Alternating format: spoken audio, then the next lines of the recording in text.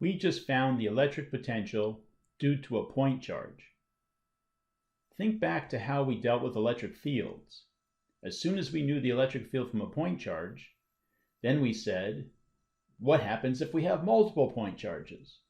Let's take a look at that situation with electric potential. Let's look at this situation. We have 2 point charges located as shown, a positive Q and a negative 3Q.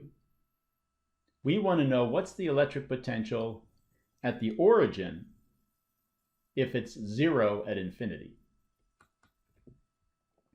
The potential at the origin is going to be a combination, the sum of the potential from charge 1 and the potential from charge 2. Let's add them up and see what we get.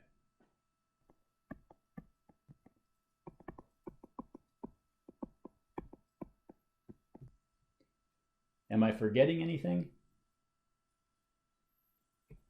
Up until now, we've been pounding into you, electric field is a vector quantity. Don't forget to break it up into components before you add things together. But electric potential is a scalar. You will be happy to know. So we don't have to worry about components. We just have to add them up. But we do have to be careful with signs. For Q1, I have to put in a positive value because it's positive charge.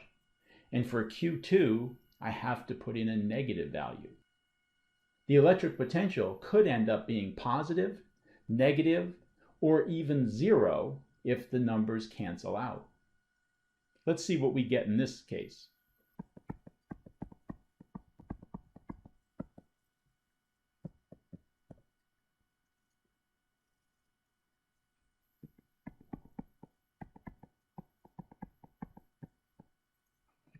In this case, the potential at the origin is negative. Let's think about what that means for a second. At the origin, our potential is negative. It's 0 at infinity. The electric field always points toward lower potential.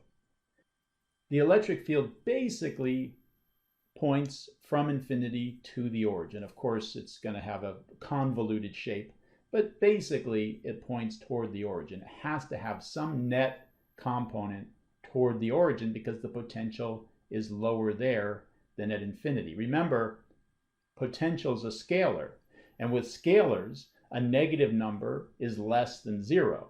-5 is a smaller number than -3, is smaller than 0.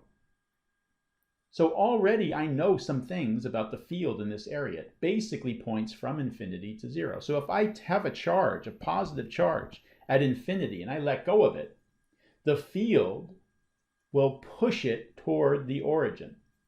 The field will do positive work on my charge and move it toward the origin. Because of that, I know that the potential energy has to change. The potential energy of the field particle system has to change. If I put a particle at infinity and let go of it, it's going to gain kinetic energy as it's pushed toward the origin by this field, and therefore the potential energy in the system is going to go down. So you want to kind of think through things like that. What direction does the electric field point? If I move a positive charge in that direction, is it going to gain energy or lose energy? That means that the potential energy in the system has to change. But you can reason through those pretty quickly. Next thing we did with electric fields, we said if we can treat every little element of a continuous charge distribution like a point charge and add up all their contributions to the total electric field, we can find the electric field due to a charge distribution. That's what we're going to do with the electric potential. Let's find the electric potential above the midpoint of a charged rod. We'll follow the same thought process we did for electric field from a charge distribution.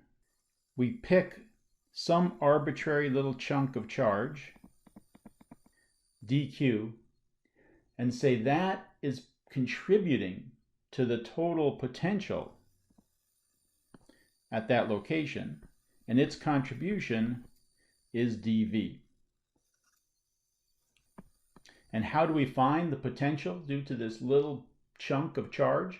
We treat it like a point charge, and we say the potential is K times the charge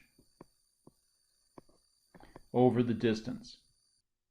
The distance is from dq to our point of interest, the hypotenuse of this triangle. That's x, the other side is a, and the hypotenuse is r. Now, I want to add up all the contributions. And because this is a scalar quantity, we don't have to worry about components. So we can just add up all the contributions.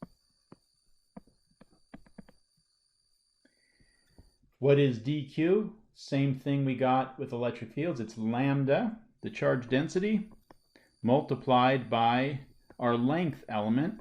And in this case, because we're along the x-axis and it's a straight line, it's dx.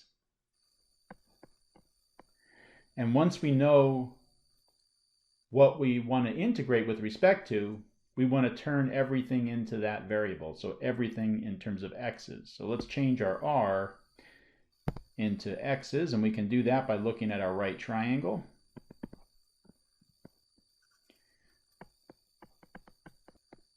And we get x squared plus a squared square root for r. And we are integrating over the entire charge distribution from minus L over 2 to plus L over 2. Now I look this up on an integral table, and I got k times lambda. Those are my constants. And the natural log of x plus the square root of x squared plus a squared, evaluated from minus L over 2 to plus L over 2. Because this is symmetric, I can say this is 2 times the integral evaluated from 0 to plus L over 2. Makes it a little easier to evaluate.